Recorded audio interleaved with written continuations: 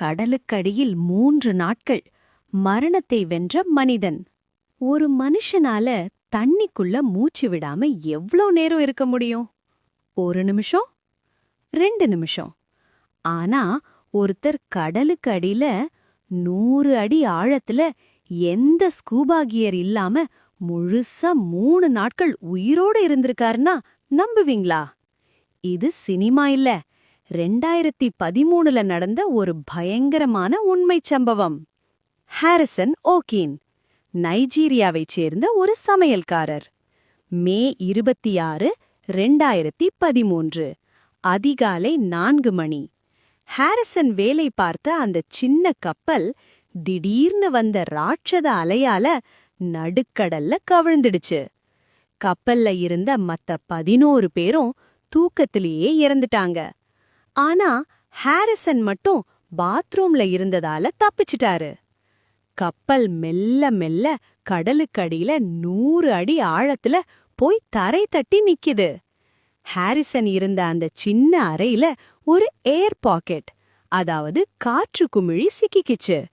அதுதான் அவரோட உயிர் மூச்சு. சுத்தி கும்மிருட்டு, உறைந்து போற குளிர், கழுத்து வரைக்கும் தண்ணீர். அது மட்டும் இல்ல, பக்கத்து அறைகள்ல அவரோட நண்பர்கள் உடல்களை மீன்கள் கடிக்கிற சத்தம் அவருக்கு கேக்குது. அந்த நரகத்துல சாப்பாடு தண்ணி இல்லாம 60 மணி நேரம் நின்னுகிட்டே பிரார்த்தனை பண்ணிக்கிட்டு இருக்காரு. 3 நாளுக்கு அப்புறம் தென்னாப்பிரிக்காவில இருந்து ஒரு டைவிங் டீம் வருது. அவங்க வந்தது யாரையும் காப்பாத்த இல்ல, வெறும் சடலங்களை மீட்கத்தான். ஏன்னா 3 நாள் தண்ணிக்குள்ள யாரும் உசுரோட இருக்க முடியாதுன்னு அவங்களுக்கு தெரியும். டைவர்ஸ் ஒவ்வொரு அறையா தேடிட்டு வராங்க. திடீர்னு ஒரு கை டைவரோட கைய பிடிக்குது. டைவர் பயந்து அலறிட்டாரு. பேயின்னு நினைச்சாங்க. ஆனா டார்ச் அடிச்சு பார்த்தா ஹாரிசன் உசுரோட இருக்காரு. அந்த டைவர் கேமராவுல பதிவான அந்த காட்சி உலகத்தையே உலுக்கிடுச்சு. உடனடியா அவருக்கு ஆக்சிஜன் கொடுத்து மெதுவா மேல கொண்டு வந்தாங்க. ஏன்னா டக்குன்னு மேல வந்தா அழுத்த மாறுபாட்டால் இதயம் வெடிச்சிடும்.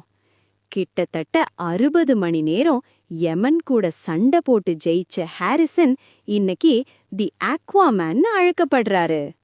கடலுக்கடியில 3 நாள் நினைச்சு பார்த்தாலே மூச்சு முட்டுதில்ல?